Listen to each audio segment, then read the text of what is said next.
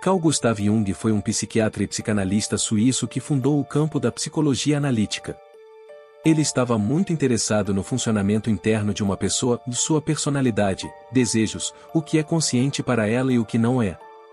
Ele chamou o centro da nossa consciência de o ego, ou ele regula tudo o que temos consciência e decide como e sobre o que agir. No entanto, todos também possuem muitos traços e partes de sua personalidade dos quais desconhecem, e isso inclui o que Jung chamou de a sombra. Jung dividiu o inconsciente em duas camadas, inconsciência pessoal e inconsciência coletiva. O primeiro é tudo o que faz parte de você como indivíduo, mas do qual você não tem consciência ou mesmo nega. Isso incluirá emoções, desejos, memórias, sentimentos ocultos ou desconhecidos e muito mais. O inconsciente coletivo abrange aqueles sentimentos, pensamentos e instintos inconscientes que todas as pessoas, como um grupo, têm ou tiveram no passado. São as coisas herdadas universalmente pelos humanos. Jung acreditava que todos os seres humanos compartilham certas características ou afinidades e podem ser descritos como arquétipos. Os arquétipos fazem parte de nossa história coletiva desde muito antes de Jung e são comumente encontrados na mitologia, nos contos de fadas ou nas histórias religiosas. Jung acreditava que trazer sua inconsciência para sua mente consciente é uma receita infalível para se tornar o melhor ser humano que você pode ser, ou como diria Dr. Jung, uma pessoa superior, e no vídeo de hoje vamos mostrar 7 maneiras de tornar-se uma pessoa superior, segundo a filosofia de Carl Jung. Expresse-se de forma criativa. Jung diz, e sem esse jogo com a fantasia, nenhum trabalho criativo jamais nasceu. A dívida que temos com o jogo da imaginação é incalculável. Jung acreditava que a arte que um indivíduo faz abriga partes de sua inconsciência em cada peça. Ao fazer arte, nossos estados e situações internas influenciam inconscientemente o que fazemos e a maneira como fazemos. Jung incorporou o desenho de mandalas em sua filosofia. As mandalas têm sido usadas especificamente há décadas por diferentes culturas antigas como um símbolo do universo e da totalidade, e Jung decidiu que o melhor tipo de motivo circular para representar seu artista é a mandala. Por muito tempo, Jung desenhava uma mandala em seu caderno todas as manhãs e descobriu que ela de fato correspondia aos seus sentimentos, emoções e pensamentos naquele momento. Quanto mais harmoniosa for a mandala, melhor será o seu desempenho. Jung levantou a hipótese de que as pessoas têm um desejo especialmente forte de fazer arte, como mandalas, quando estão em fases de crescimento pessoal. Quando você ou sua vida estão mudando, você se sente menos no controle e precisa de alguma forma de recuperá-lo. Se você desenhar mandalas em intervalos regulares e aprender a interpretá-las, terá uma ferramenta incrível de autoaperfeiçoamento. Desenhar uma mandala relaxa seu cérebro e ajuda seus pensamentos a se concentrarem em todas as coisas que você normalmente suprime. Além disso, os tipos de linhas que você desenha e as cores que você escolhe podem dizer coisas sobre você. Você usa formas redondas e suaves ou linhas duras? Cores frias ou quentes? E o que você acha que isso reflete? Se você se analisar por meio de mandalas todos os dias, semanas ou meses, poderá acompanhar seu crescimento e mudanças de uma forma que nunca fez antes. Mas não se limita apenas às mandalas, todos os trabalhos criativos que você produz podem ajudá-lo a analisar sua maneira de pensar, prioridades e preocupações inconscientes. Todos esses insights podem então ajudá-lo a se conhecer e a se aprimorar e, portanto, a se tornar uma pessoa superior. Esteja consciente de seu desempenho. De acordo com Jung, a persona é um sistema complicado de relações entre a consciência individual e a sociedade, apropriadamente uma espécie de máscara, projetada, por um lado, para causar uma impressão definida nos outros, e, por outro, para ocultar a verdadeira natureza do indivíduo. Uma das maiores coisas que impede você de ser a pessoa superior em uma sala é o fato de que você provavelmente se ajusta demais às outras pessoas nela. Conscientemente ou não, a maioria das pessoas apresenta uma versão falsa de si mesmas, de uma forma ou de outra, sempre que estão em situações sociais. Por exemplo, riem de piadas sem graça, concordam com afirmações que na verdade não apoiam ou mentem sobre seu próprio bem-estar para o conforto dos outros. É quase uma performance, como se você estivesse usando uma máscara sobre você mesmo, e Carl Jung chamou isso de persona. Sua persona é como você se apresenta para que as pessoas o percebam da maneira que você deseja. Você pode querer parecer gentil e tranquilo e, portanto, concorda com tudo e faz elogios que não quer dizer. Nossa personalidade se desenvolve quando aprendemos sobre as regras sociais e as expectativas das pessoas ao nosso redor durante a infância. Alguém que cresceu em uma família onde compartilhar sua própria opinião era visto como uma discussão e seria punido, provavelmente desenvolveu uma personalidade que tende a evitar conflitos e segue a opinião mais popular. Em contraste, alguém que cresceu num lar que via as emoções como fraqueza provavelmente desenvolveu uma personalidade dura e insensível. Mas nossa persona não é apenas uma coisa, e segundo Jung, todo mundo tem múltiplas máscaras. Os dois exemplos que acabamos de ver poderiam ter sido a mesma pessoa.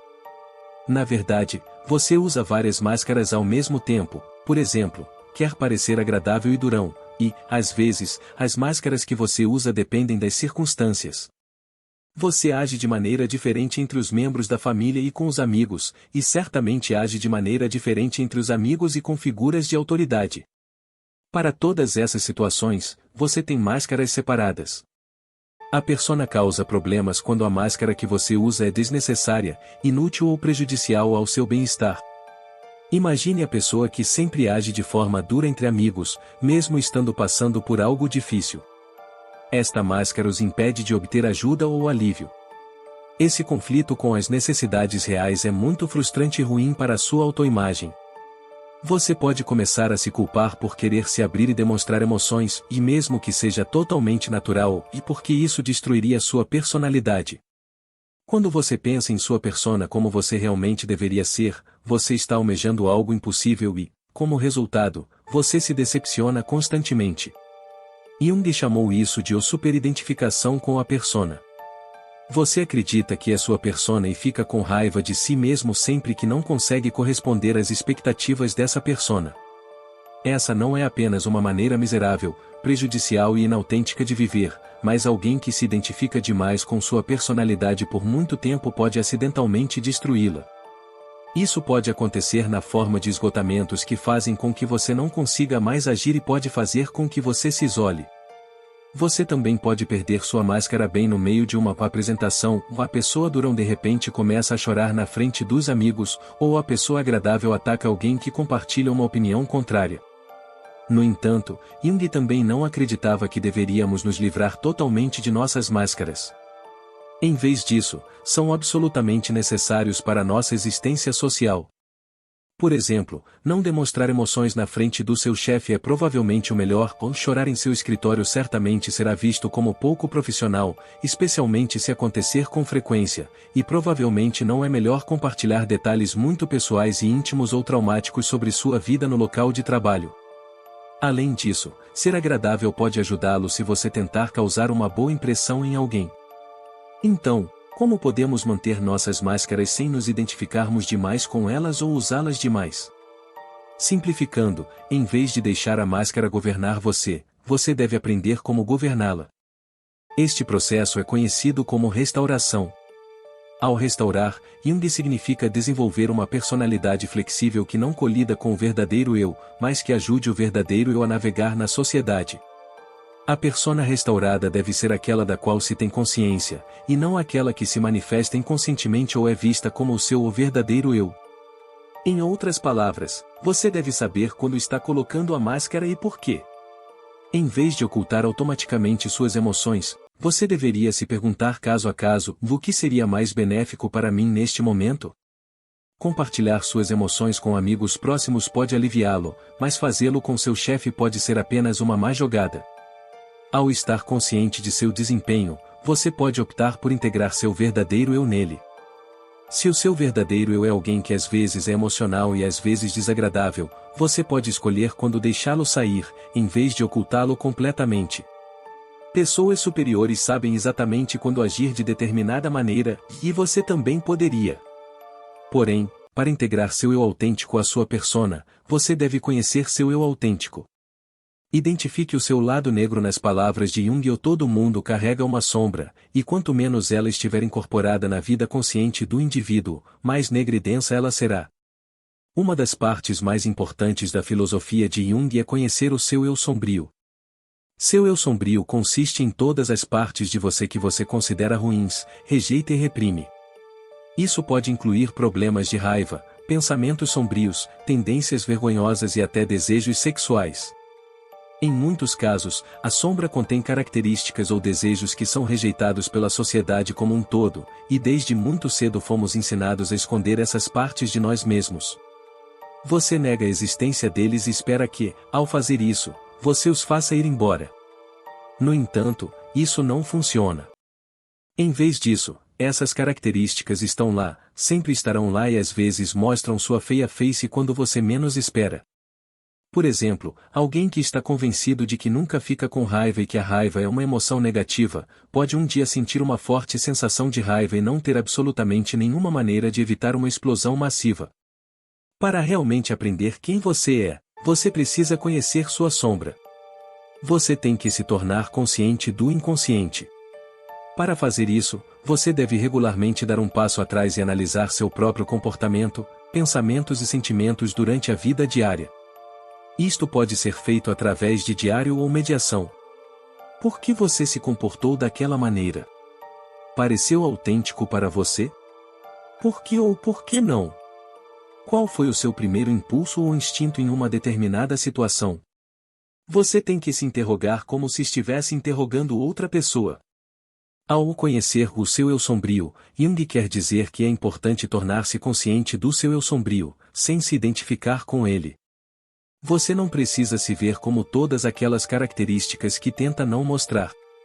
Se a sua sombra abriga raiva, você não precisa se ver como uma pessoa raivosa. Em vez disso, apenas reconheça a existência dessas coisas. Perceba e aceite que eles estão dentro de você. E se, como neste exemplo, você descobrir que, no fundo, é uma pessoa raivosa, pense em quando pode realmente ser útil demonstrar essa raiva, em vez de sempre reprimi-la. Quando é o momento certo para usar a máscara e quando é certo retirá-la? Por exemplo, ficar com raiva de um transeunte por esbarrar em você parece inútil e prejudicial à saúde. No entanto, ficar com raiva de um amigo que cancelou seus planos com você pela 5ª vez consecutiva pode exigir um pouco de raiva de sua parte para que ele realmente perceba que está machucando você. Em outras palavras, você precisa encontrar maneiras de integrar à sua personalidade tudo o que encontra em sua sombra, em vez de ignorá-lo. Sua sombra não está aqui para puni-lo, mas sim para ensiná-lo, e seus traços reprimidos vieram para ficar. Portanto, somente se você aceitar e abraçar suas qualidades sombrias você poderá melhorar. O autoconhecimento e a capacidade de usar todos os seus lados é o que você precisa fazer para se tornar uma pessoa superior.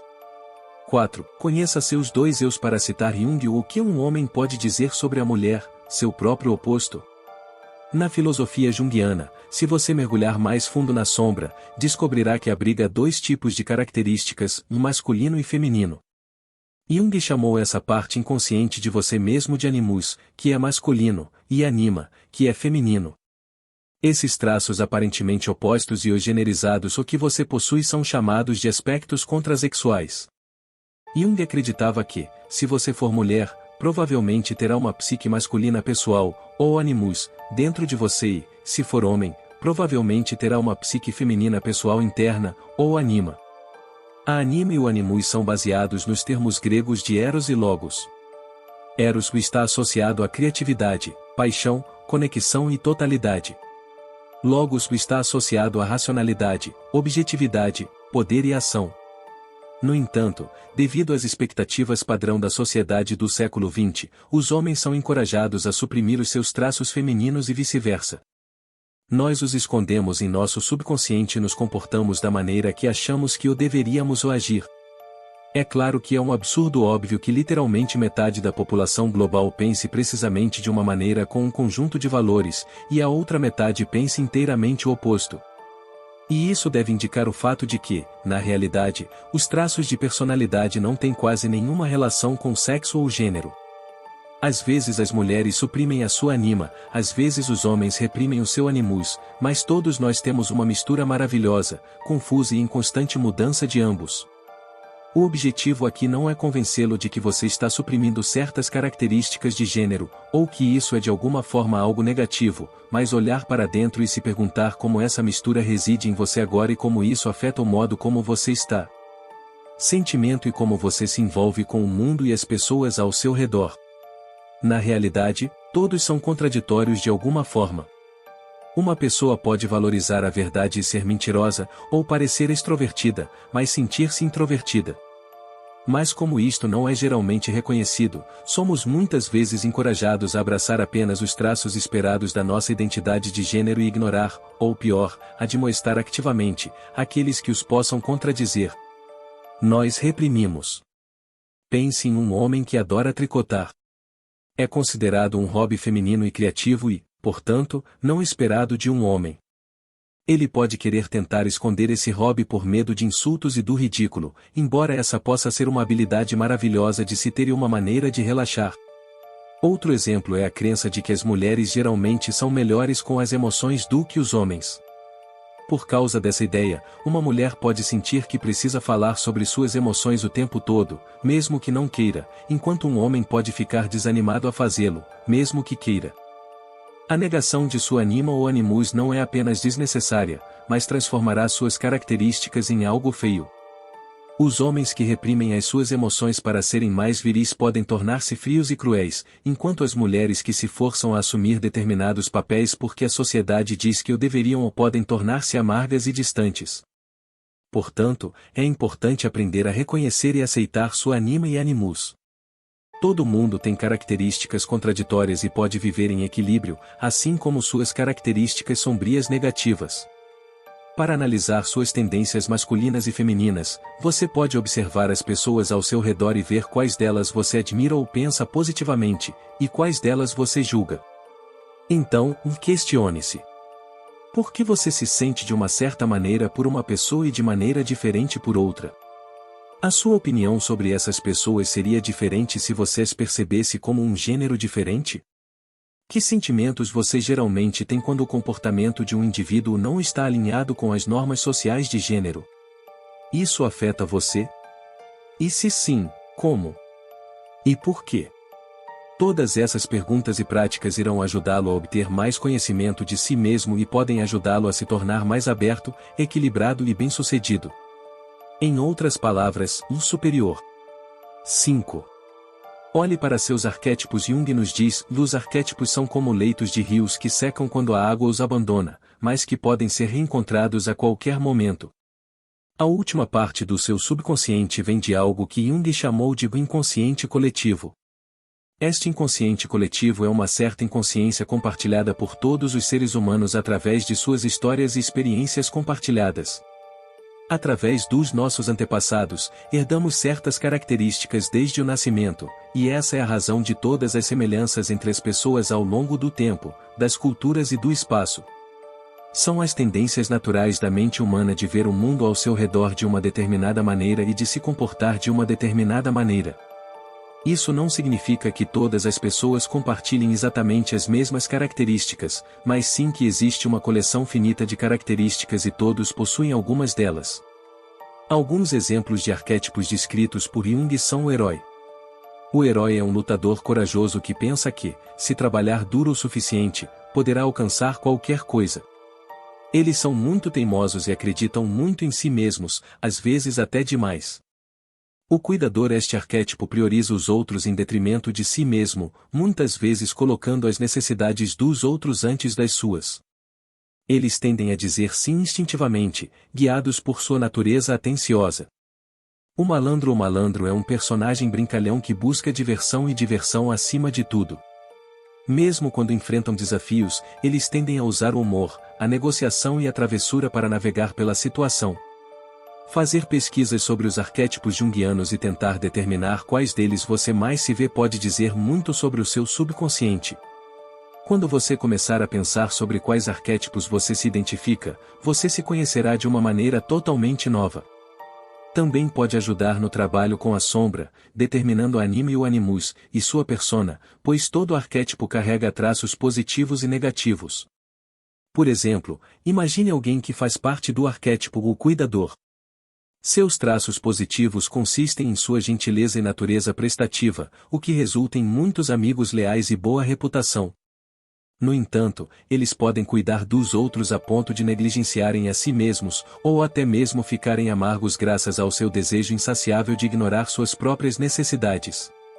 Ao conhecer com quais arquétipos você se identifica, você conhecerá alguns de seus pontos fortes e fracos e saberá melhor como equilibrá-los. 6. Explore a si mesmo. Jung escreveu certa vez: o privilégio de uma vida inteira é se tornar quem você realmente é.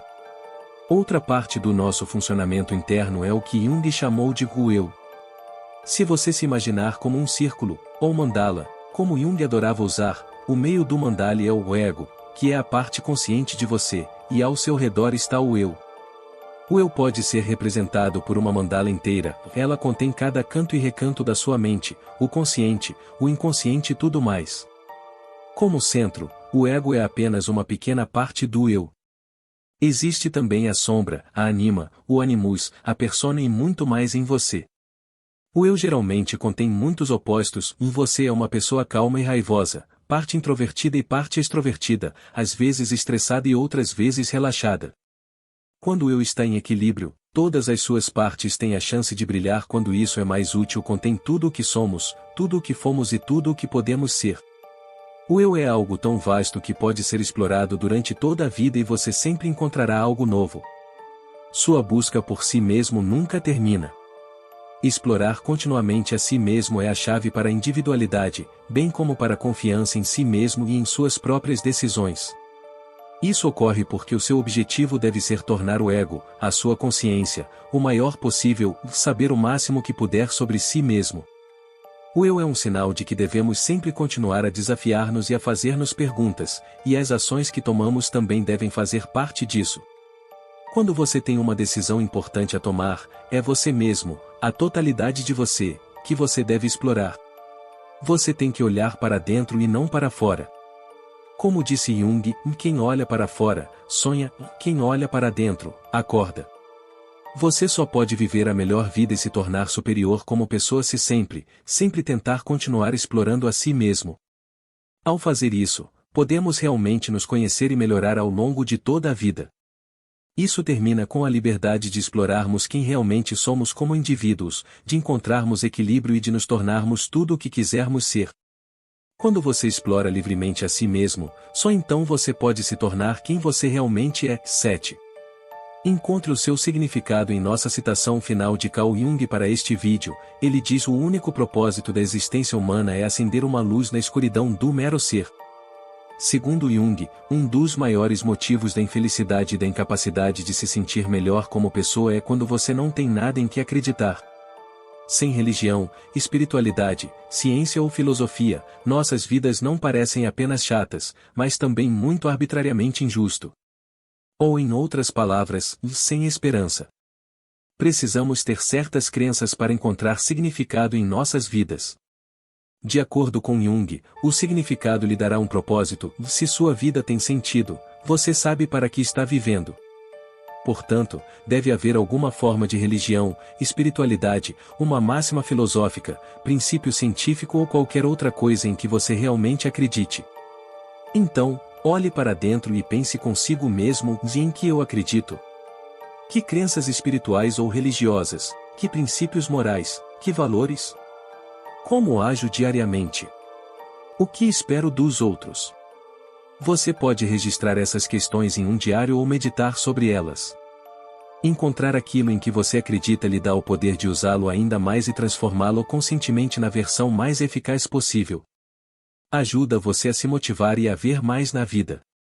Mas não se preocupe. Nada disso significa que você tenha que se tornar religioso ou filósofo. Significa apenas que você não deve ver a vida como algo sem sentido. Encontre uma meta pela qual trabalhar ou ideais aos quais aderir. Todas as pessoas superiores no mundo sabem conscientemente pelo que vivem e por quê. É a sua maneira de assumir o controle e é o que os torna tão superiores. Se você gostou deste vídeo, não deixe de conferir os demais vídeos para ajudá-lo a encontrar o sucesso e a felicidade usando a bela sabedoria filosófica. Não se esqueça de se inscrever. Muito obrigado por assistir.